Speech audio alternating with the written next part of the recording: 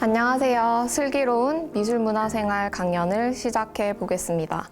저는 2020년 3월 1일자 고등학교 신규 미술교사로 발령받은 이윤지라고 합니다.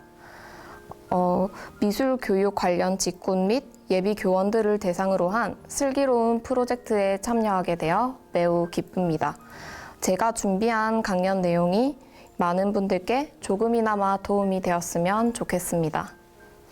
우선 임용시험이 어떤 절차로 이루어지는지 간략하게 안내하고, 두 번째, TO에 관한 저의 생각, 세 번째, 임용시험의 공부 방법, 네 번째, 제가 인고생 시절에 궁금해했던 혹은 여러분이 궁금해할 것 같은 질문들에 대한 답, 그리고 마지막으로 제가 학교 현장에서 1학기를 경험하고 느꼈던 생각들에 대해 이야기해 보겠습니다. 첫 번째, 임용시험이 어떻게 이루어지는지 이야기해 보도록 할게요. 이미 알고 계신 분들도 있을 것이고 전혀 모르고 계신 분들도 있을 것 같은데요. 임용고시의 모든 과목은 1차 시험과 2차 시험으로 나누어집니다. 1차 시험은 필기시험이고 2차 시험은 실기시험입니다. 1차 필기시험을 통해 해당 연도 모집 인원수의 1.5배수를 뽑은 다음 1.5배수 안에 든 수험생만 2차 시험을 칠 수 있게 됩니다. 1차 필기시험에서는 두 가지 과목을 시험 치게 되는데 바로 교육학과 전공 미술입니다. 그런데 시험은 총 3교시에 걸쳐서 치게 되는데요. 1교시에 교육학 시험을 친 후 2교시에 전공 A형, 3교시에는 전공 B형 시험을 치게 됩니다. 교육학은 20점, 전공 A형은 주관식 단답형 4문제, 서술형 8문제로 총 12문항, 40점, B형은 주관식 단답형 2문제, 서술형 9문제로 총 11문항, 40점, 모두 더하여 100점 만점이 나오게 됩니다. 교육학은 논술 시험인데요. 시험지에 제공된 지문을 읽고 지문과 같이 제공된 질문에 대한 답을 서술하는 방식의 시험입니다. 흔히 논술은 자신의 생각을 논리적으로 풀어서 적는 글을 의미합니다. 하지만 임용시험에서 교육학 논술 시험에서는 정답이 명확하게 정해진 교육학 이론의 명칭, 장점, 단점, 특징 등등을 요구하는 문제가 대부분입니다. 일부 각 개인의 생각을 요하는 문제도 있지만 교육학 이론을 모른다면 점수를 얻기에는 힘들 것입니다. 다음으로 전공시험에 대해서 이야기해 볼게요. 전공시험에서는요, 전공시험에서는 크게 미술교육론, 미학비평, 그리고 서양미술사, 중국, 일본, 인도, 그리고 한국미술사를 포함한 동양미술사, 우리나라 미술교과의 교육과정, 그리고 표현 파트로 구분할 수 있습니다. 각 파트의 비중은 해마다 조금씩 다르긴 하지만 거의 균등한 비율로 출제되고 있습니다. 2차 시험은 지역마다 조금씩 차이가 있지만 부산을 기준으로 설명하도록 하겠습니다. 부산 지역의 2차 시험은 면접 40%, 실기 30%, 수업 시연 20%, 수업 지도안 10%로 모두 더하여 100점이 됩니다. 가장 많은 비중을 차지하고 있는 면접. 제가 면접을 준비했던 방법은 시중에 출판되어 있는 면접책을 활용하는 방법이었습니다.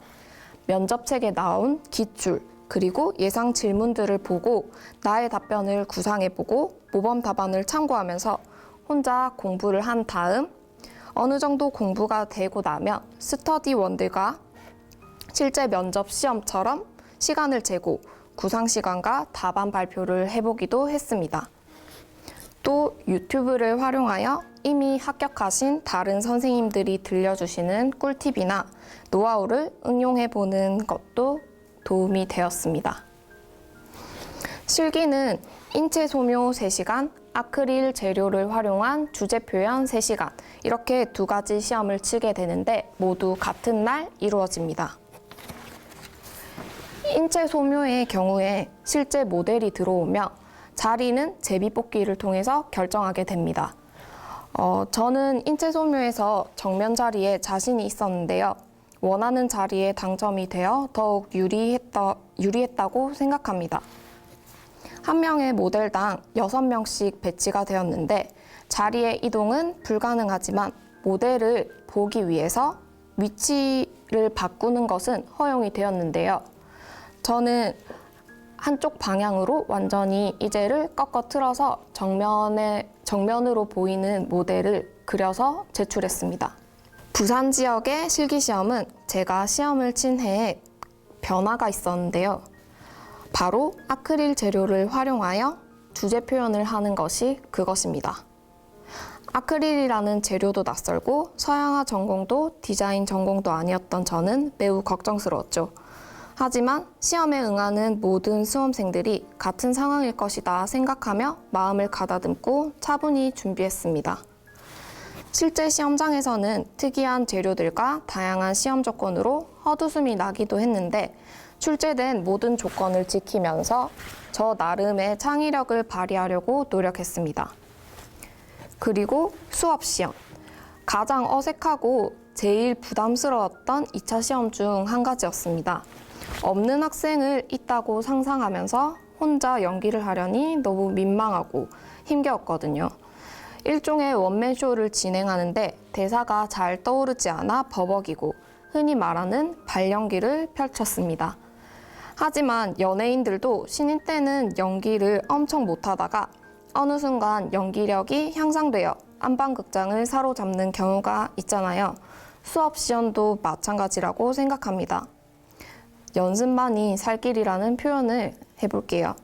수업 시연의 경우도 저는 스터디를 구성하여 스터디원들과 같이 실제 시험처럼 수업 시연을 하고 서로의 수업에 대해 피드백을 해주는 방식으로 진행하였는데 처음에는 정말 스터디원들 중에서 제가 제일 못한다고 생각을 했습니다. 하지만 2차 준비 기간 동안 자기 전에 부모님 앞에서 한 번, 그리고 실기 시험을 시작하기 전 스터디원들과 한 번, 그리고 잠들기 전에 나 혼자 카메라를 켜놓고 또 한 번, 이렇게 매일매일 연습을 하면서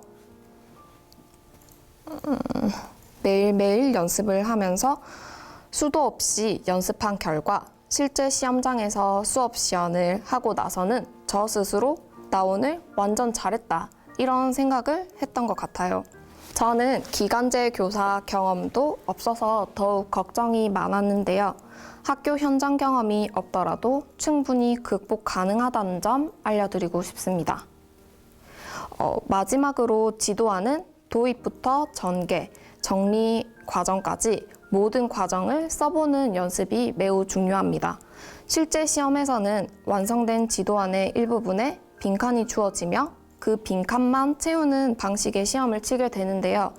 평소에 전체 지도안을 작성하는 연습을 한다면 실제 시험에서는 훨씬 쉽게 느껴질 것 같아요. 일부 지역에서는 지도안을 아예 작성하지 않고 수업 시연 구상 시간만 제공하는 곳도 있는데요. 저 개인적인 생각으로 이런 지역의 경우 지도안을 같이 채점하는 지역보다 훨씬 어려울 것 같습니다. 수업을 어떻게 진행할지, 어떤 발문을 사용할지, 어떻게 연기할지 등등에 대한 생각을 구상 시간 안에 모두 해결해야 되기 때문입니다. 임용 시험에 대한 감이 어느 정도 오셨나요? 두 번째 챕터로 넘어가 보겠습니다. 두 번째, TO, 즉 모집 인원에 대한 이야기를 해보려고 합니다. 현재 학교 현장에는 국립사대를 졸업하고 발령받으신 50대 미술 선생님 또는 저처럼 발령받은 지 얼마 되지 않는 젊은 선생님들이 다수입니다. 한때 부산 지역에서 미술교과 임용 TO가 한 명도 나지 않은 적이 있었는데요. 당시 학교 현장에 필요한 미술 선생님의 인원이 충족되었기 때문에 오랫동안 미술 교사를 뽑지 않았던 것입니다. 그런데 약 5년 정도 전부터 미술 TO가 나기 시작했습니다.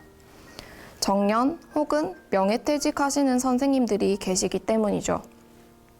학생 수가 점점 줄어들고 있다는 것이 변수가 될 수 있겠지만 앞으로 퇴임하실 선생님들의 비중을 고려했을 때 향후 5년 정도는 TO가 있을 것이라고 예상합니다. 따라서 미술 교사에 뜻이 있으신 분들이라면 느긋한 마음으로 여유 있게 준비하기보다는 1년에서 2년 사이에 승부를 보겠다는 마음가짐으로 임용시험에 임하는 것을 추천드립니다.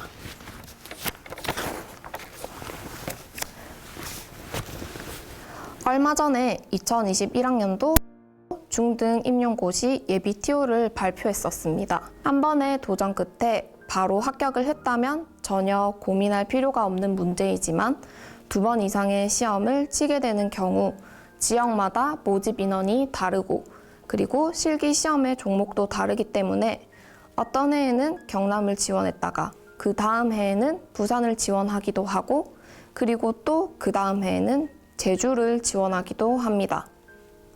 각자의 사정에 따라 지역을 선택하고 지원했겠지만 개인적으로 가장 중요하게 고려해야 할 점은 시험에 합격하고 난 뒤에 내가 지원한 그 지역에서 혼자 살아가는데 아무 문제 없이 잘 지낼 수 있는가에 대해서 생각해 보시길 바랍니다.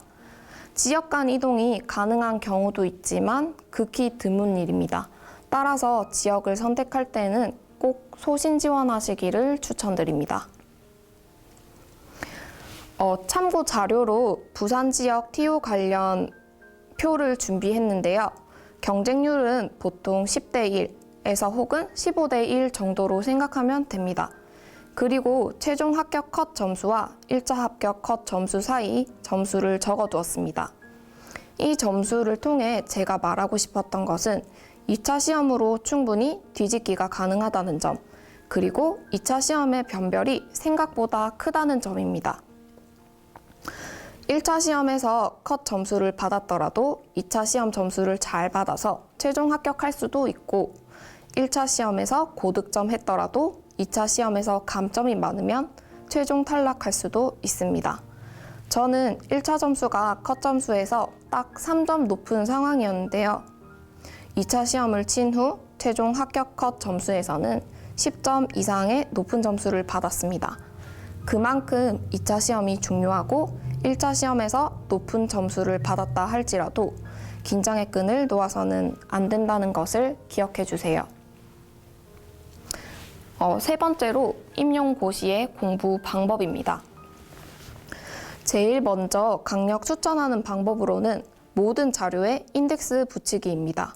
사실 이 방법은 다른 합격자 선생님의 합격 후기에서 강력 추천한 방법이라 저는 따라 해봤었는데요. 개인적으로 정말 저 역시 이 인덱스의 효과가 매우 컸기 때문에 추천드립니다. 임용 공부를 하다 보면 갑자기 특정 내용이 생각나지 않거나 궁금한 점이 생겨서 자료를 찾아봐야 하는 상황이 자주 발생합니다. 이런 경우 인덱스가 잘 되어 있으면 시간을 매우 단축시킬 수 있는 장점이 있습니다. 두 번째로 키워드 중심으로 공부하기입니다. 모든 영역을 크게 요목화하여 가장 핵심이 되는 키워드를 정리하고 공부하는 방법인데요. 예를 들면 야수파는 색, 입체파는 형 이라는 키워드를 먼저 알고 난 다음 야수파는 색에 집중했기 때문에 묘사나 재현이 아닌 본능과 직관을 표현하였다는 특징을 연결지어 공부하는 것이죠. 입체파도 마찬가지입니다. 입체파에서 가장 관심을 가졌던 것은 완전한 형태였고 그렇기 때문에 대상을 한 방면에서 표현하는 것에서 벗어나 다시점을 결합하는 방법을 사용했다는 것을 연결지어 생각할 수 있습니다. 조금 더 추가해서 설명하자면 키워드를 중심으로 정확하게 아는 것도 중요합니다. 예를 들어 서양 미술사를 공부한다고 가정하면 각 사조의 배경, 특징, 대표 작가 등에 대해 암기하게 되겠죠. 그런데 여기서 제가 했던 실수 중 한 가지를 알려드릴게요. 바로 입체주의와 미래주의에 대해 공부할 때였습니다. 저는 단순하게 입체파는 대상을 분해하고 해체한 후 재구성하여 표현한다. 그리고 미래파는 입체파의 영향을 받았고 대상을 분절된 형태의 동시적 표현을 시도하였다. 이렇게 특징을 암기했습니다. 그런데 그래서 입체파와 미래파가 다 똑같아 보였던 거죠. 뭐가 다른지 그 차이를 정확히 알지 못했던 것입니다. 입체파는 완전한 형태를 표현하기 위해 다시점이 적용된 대상을 표현하였고 미래파는 역동적인 속도와 움직임을 표현하기 위해 다시점이 적용된 대상을 표현하였다는 차이를 분명히 구분하여 정확하게 공부한다면 비슷한 표현 방법을 사용한 입체파와 미래파이지만 그 목적이 전혀 다르다는 것을 알 수 있습니다. 공부를 하시면서 왜 이렇게 했을까? 혹은 이 둘은 비슷해 보이는데 어떤 차이가 있을까? 라는 질문을 계속 생각하면서 공부를 한다면 보다 정확하고 분명한 공부를 할 수 있을 거예요. 그 다음으로는 누구나 알고 있는 방법인 반복입니다. 한번 공부했다고 하여 모든 내용이 온전히 나의 것이 되지 않습니다. 따라서 지속적인 반복이 중요합니다. 그리고 반복하여 공부했다면 공부한 내용이 정확히 암기되었는지 확인하는 작업도 꼭 필요합니다. 분명히 아는 내용인데 막상 문제를 풀었을 때 답을 정확히 서술하지 못하는 경우가 있습니다. 이런 경우는 여러 번 반복하여 공부했지만 공부에 대한 확인이 제대로 되지 않은 경우입니다. 따라서 내가 공부한 내용이 온전히 나의 것이 되었는지 기출문제 또는 강사들의 예상문제 또는 직접 예상문제를 출제해보고 풀면서 확인해보는 방법을 추천드립니다. 교육심리 영역에서 위트킨이라는 사람이 인지양식의 유형을 나누었는데요. 장독립형과 장의존형입니다. 갑자기 왜 이 이야기를 하냐면 자신의 인지양식에 따라 공부의 방법도 확연히 달라질 수 있기 때문입니다. 참고로 저는 장의존형에 가까운 사람이라고 생각합니다.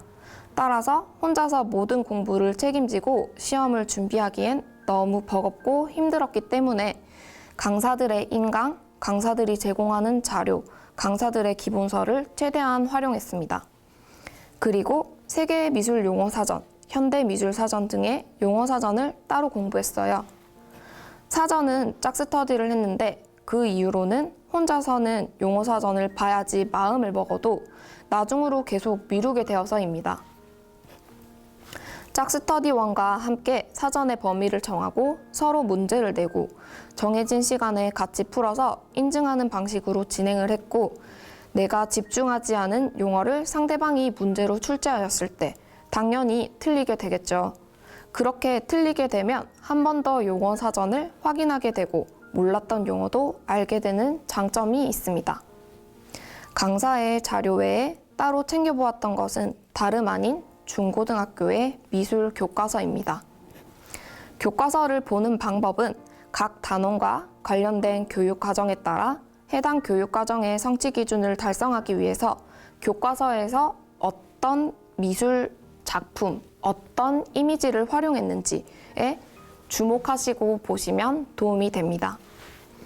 또 다양한 출판사의 교과서에서 계속 겹쳐서 등장하는 작가들의 작품에 대해 조금 더 자세히 살펴보시면 도움이 될 것입니다. 개인적으로 교과서에 등장하는 작가들에 대해 조사하면서 재미있었습니다. 만조니, 이불, 신미경 등등의 다양한 작가들의 아이디어가 정말 신선하게 느껴졌어요. 하지만 모든 작가들을 나 혼자 검색하고 찾아보기엔 교과서가 너무 많기 때문에 이 역시 스터디로 역할을 분담하여 자료를 서로 공유했습니다. 그 밖의 자료들은 다음 카페에서 많이 얻었는데요. 임용고시를 준비하면서 여러 개의 다음 카페에 가입하게 되었는데요. 몇 가지 추천하자면 한마음 교사대기, 김선문 미술임용고시, 그리고 북소년 은미체 전용 카페, 그리고 수리수리 미술이 미술 임용 카페입니다. 합격생들이 무료로 나눔해준 서브노트 자료나 공부 팁, 그리고 강사들에 대한 의견 등등의 정보들을 얻을 수 있는 커뮤니티라 적절히 활용한다면 도움이 될 것입니다. 다음은 하루의 시간 활용 방법에 대해 이야기하려고 합니다. 저는 2가지의 방법을 시도했었는데요. 참고로 미리 말씀드리자면 저는 후자의 방법이 더욱 잘 맞았습니다. 첫 번째 방법은 오전 시간에는 교육학을 공부하고 점심 식사 이후 전공을 공부하는 방법입니다. 저는 아침형 인간이 되는 것이 평생의 가업인 사람인지라 사실 오전에 교육학 공부가 제대로 진행되지 않았습니다. 그러다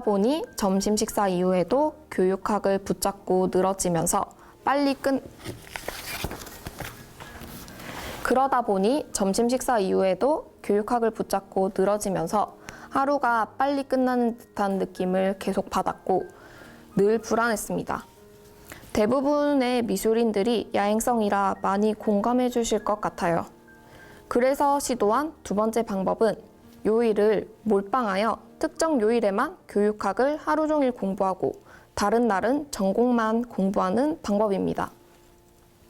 작년에는 이 방법으로 공부를 했고 수요일 하루, 일요일 오전은 교육학 공부를 하고 나머지 월, 화, 목, 금, 토요일은 전공에 집중을 했습니다. 첫 번째 방법보다 훨씬 집중이 잘 되고 좋았습니다. 제가 시도한 시간 분배 방법은 이렇게 2가지였는데 개인마다 잘 맞는 방법으로 공부하시는 것이 제일 좋을 것 같아요. 그리고 첫 번째 방법을 할 때도 2번째 방법을 할 때도 일요일은 항상 공부를 하지 않고 쉬는 시간을 보냈습니다. 일요일 오전에 교육학을 보는 경우도 있긴 했지만 대부분 휴식의 시간을 가졌어요.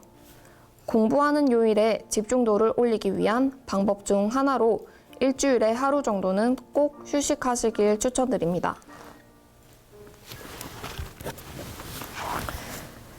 네 번째, 공부 관련 Q&A를 해보도록 하겠습니다. 1번, 강사의 말은 무조건 믿으면 될까? 라는 질문에 대한 저의 답은 X입니다. 강사들 역시 인고생을 대상으로 수익을 창출하는 사람이기 때문에 분명 정확한 정보를 전달하기 위해 노력하고 연구하겠지만 그들도 가끔 오개념을 가지고 실수할 때가 있습니다. 따라서 강사들의 말을 무조건 맹신하기보다 이상하게 느껴지는 부분이 있다면 정확한 근거와 명확한 답을 짚고 넘어가는 것이 중요합니다. 2번, 모의고사 및 학원 등수가 임용시험에서도 그대로 유지될까? 라는 질문에 대한 저의 답은 X입니다. 학원 강사들마다 중요시 여기는 부분이 다르고 그러한 개인적인 생각이 모의고사 문제를 낼 때 반영됩니다. 해당 강사의 수업을 들었던 학생이라면 당연히 그 강사의 모의고사가 쉽게 느껴질 수밖에 없고 아닌 경우에는 어렵게 느껴질 수 있습니다. 하지만 실제 시험은 해당 강사가 문제를 출제하지 않습니다. 그리고 저는 재수 시절 늘 A 강사의 모의고사에서 10등 밖으로 떨어진 적이 없었습니다. 하지만 저는 3번째 시험을 치게 되었고 3번째 시험을 준비하면서 B 강사의 모의고사는 반 이상을 풀지 못했어요. 하지만 지금은 학교에 출근하게 되었죠. 사실 학원에서의 성적이 실제 시험에서도 잘 유지되는 분도 있지만 저는 전혀 아니었다는 점을 꼭 말하고 싶었습니다. 다만 여기서 짚고 넘어가야 될 점은 B 강사의 모의고사를 절반 이상 풀지 못했을지라도 저는 그 풀지 못한 반 이상의 문제를 실제 시험을 치기 전까지 정확히 파악하고 정복한 다음 시험장에 들어갔다는 점도 알아주세요.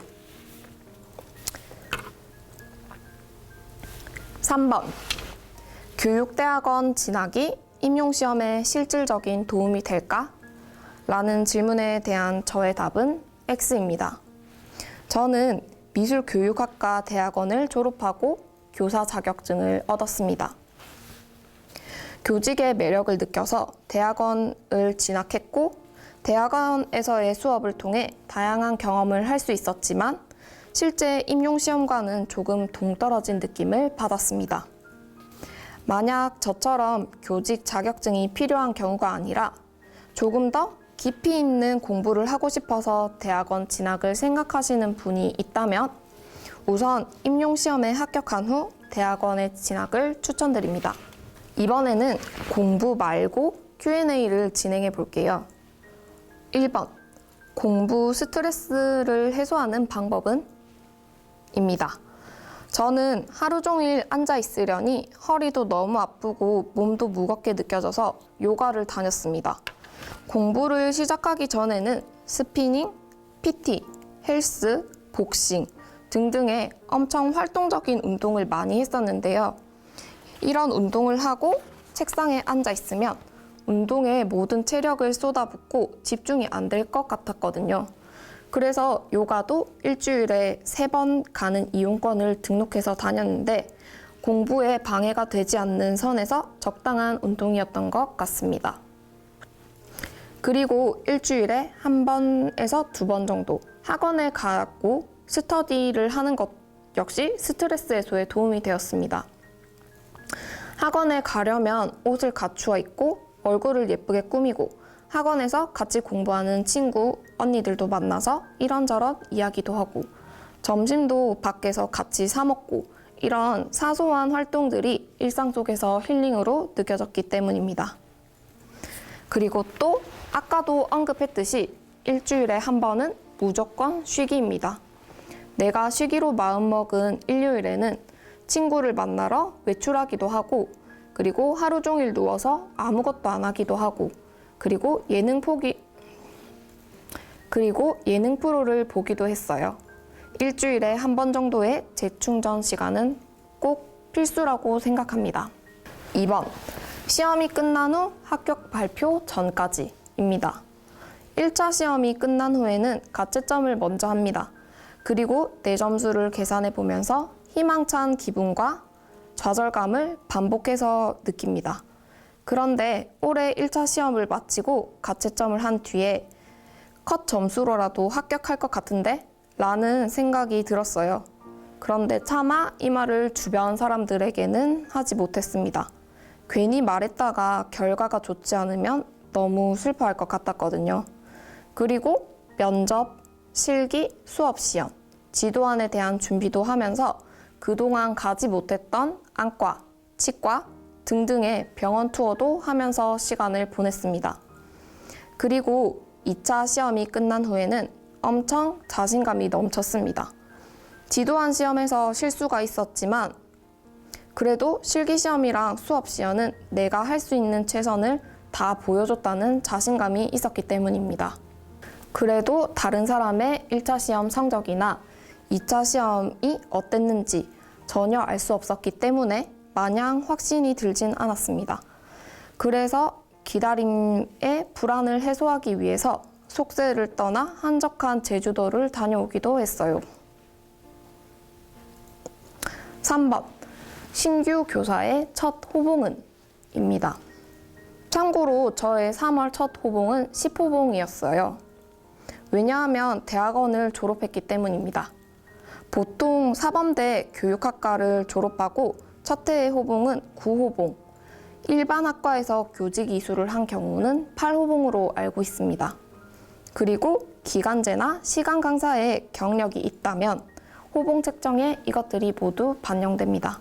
5째, 교사가 된 지금에 대해 이야기해 보겠습니다. 저는 운이 좋게도 같은 학교에 근무하는 미술 선생님이 한 분 더 계셔서 많은 조언과 정보를 얻고 있는데요. 선생님께서 해주신 말씀들 중 시대는 빠르게 변화하고 있고 그 변화에 적응해 나가는 것이 중요하다는 이야기가 가장 와닿았습니다.